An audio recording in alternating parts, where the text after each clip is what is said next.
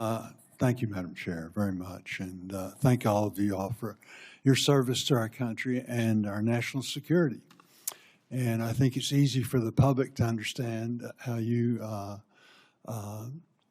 Hegseth, are, your contribution in the position you're in general, Caine, the position you're in, but some don't understand the position that our Secretary of Agriculture's in.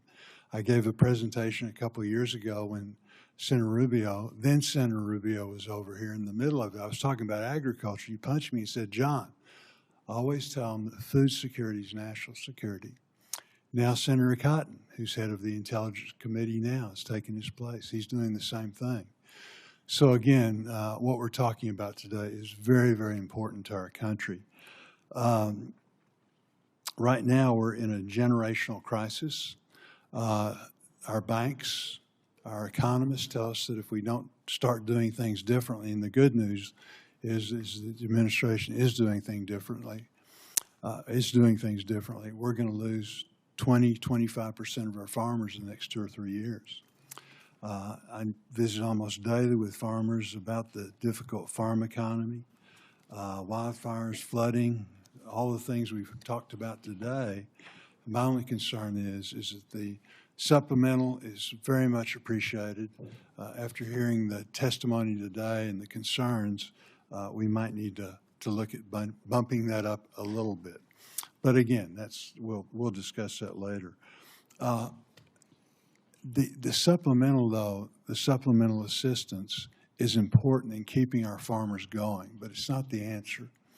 Will you just reiterate again what we're trying to do? We're trying to give farmers a bump, an edge to keep going until the programs that we're putting in place now kick in.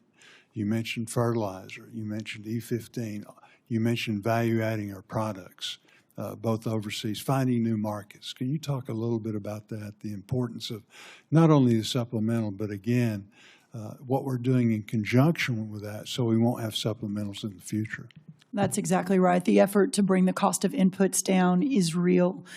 Fertilizer, seed, labor, interest rates, et cetera, number one. And if we can just get inputs back down to where they were in Trump 1, we're going to have a remarkable recovery in farm country.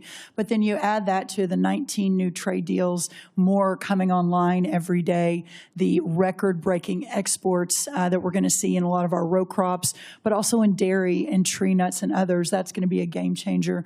Then you look at expanding the domestic market, as you talk about, whether E15, obviously all of the biofuels. We've already seen corn and wheat hit record highs, or the highest number for the year after announcing the new renewable fuel standard. So we're seeing some pretty incredible movement in the right direction. Then you marry that to all of your work under the Working Families Tax Cut Act, the new reference prices that under the last administration couldn't get a farm bill.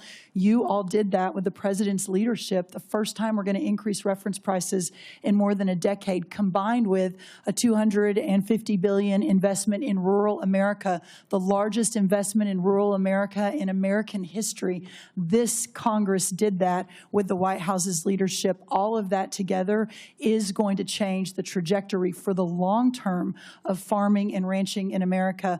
But to get to that point, that's why this supplemental is so very, very important. Madam Secretary, I have a letter from Farm Bureau that I want to put into the record that just outlines requesting relief to sustain America's farmers and ranchers. Secretary Hegseth, General Caine, one of the things that we're concerned about is that in the military construction aspect of things, we're really not asking for that in the supplemental. I know that the success of Operation Epic Fury, particularly for our missile interceptors and short-range aircraft, really basing was a large part of that. Can you tell us how we can help you, again, try and plus up our military construction in some way so that we're not going to be faced with this in the future, trying to double up? Senator, I think by Congress finding the ability to meet up to close to our the totality of $1.5 trillion means we're not making the kind of trade-offs this department has made now for decades. Those are the types of things, construction, maintenance, that fall off when trade-offs occur. And so you dig the hole even deeper. And what this budget does, first of all, it fully funds the UPL list, which is the unfunded priority list of PACOM, a priority theater, and then it gets at every single substandard barrack that we have across the department. So we're funding the military construction in a way that we've never done before to get out of the hole that we've had for a while. Very good. Thank you, Madam Chair.